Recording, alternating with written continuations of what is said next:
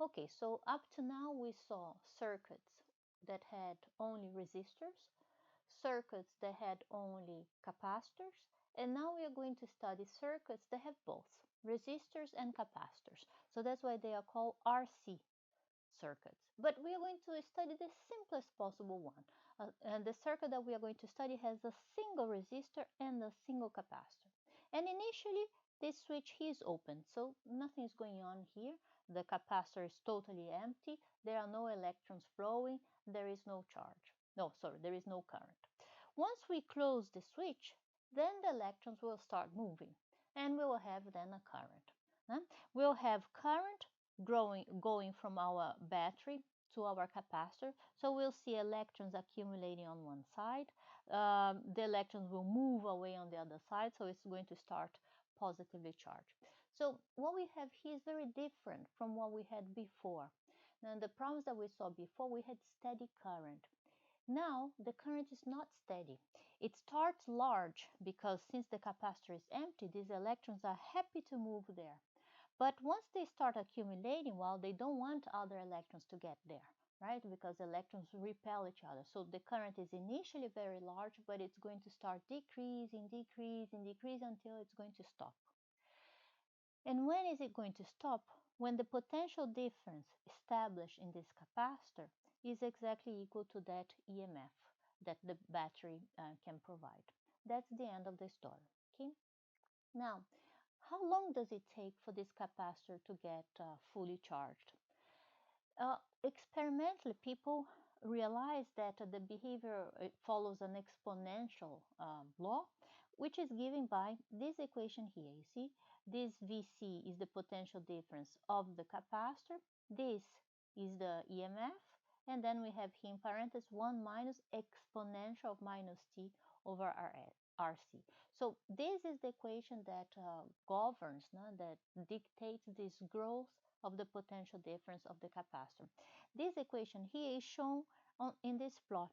Now, initially, at time 0, the potential difference of the capacitor is 0, but as time flows, we see it getting larger and larger until it saturates at the value of the EMF.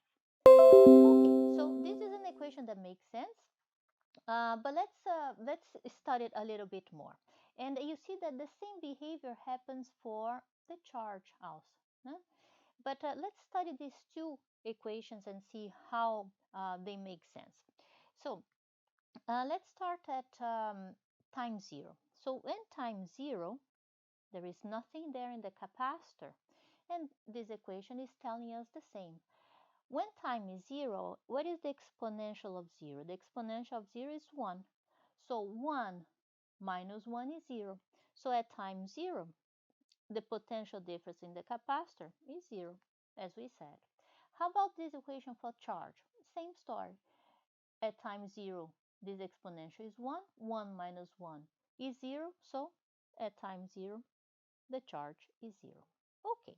Now, as we go at a very, very long time, very, very long time, and I'll tell you how long, what we mean by long time. But as we go to a very, very long time, we'll have the exponential minus a very large number. And you can check in your calculator that the exponential of to minus a very large number, no? Exponential minus 1 million, exponential minus 100 million. If you put that in your calculator, you will see that you get something very close to 0.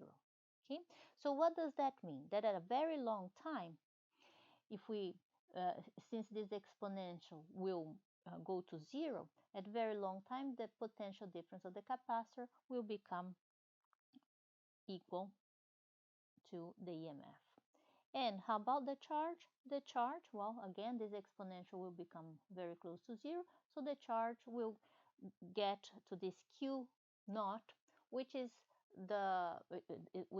when the capacitor is fully charged with the charge that it can handle for this potential difference. Okay. All right. Now let's come to this story. I said a long time. How long? Well, it has to be a time that is much larger than this RC that you are seeing here.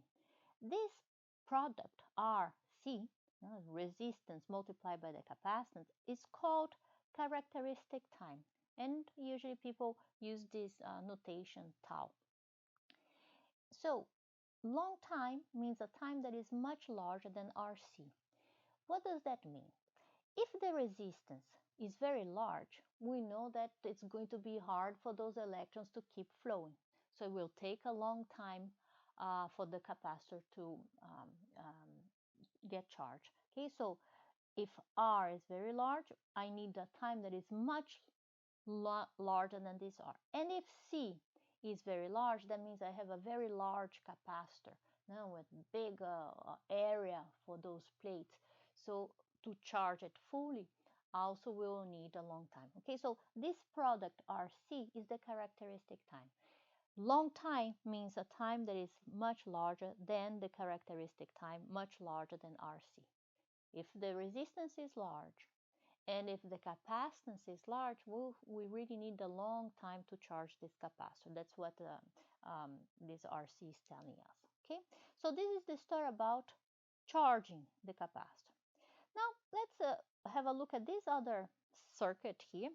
What we have in this other circuit is the capacitor alone there and already charged. Okay, and so remember the capacitor is what we have to store charge. So we have our capacitor fully charged, potential difference V naught, and we decided to use it to power some kind of device.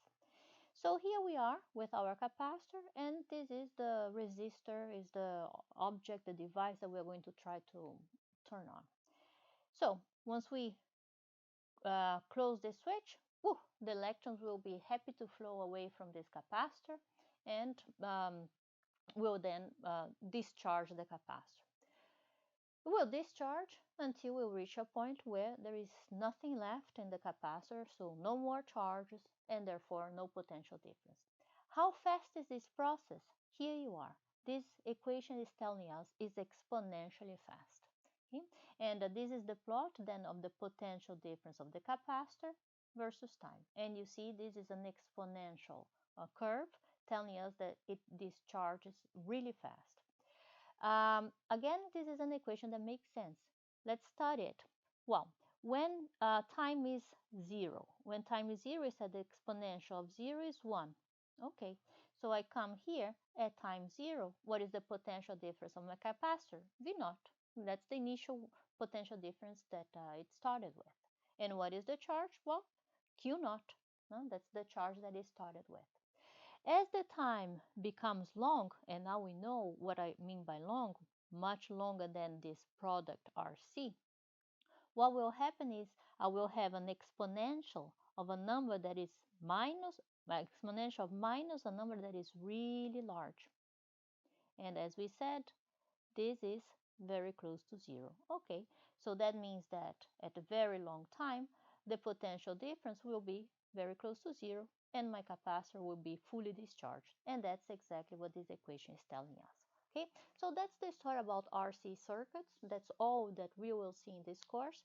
The next lecture now, the next video is about a problem that we can solve using these equations that we just discussed. So that's the end of this video.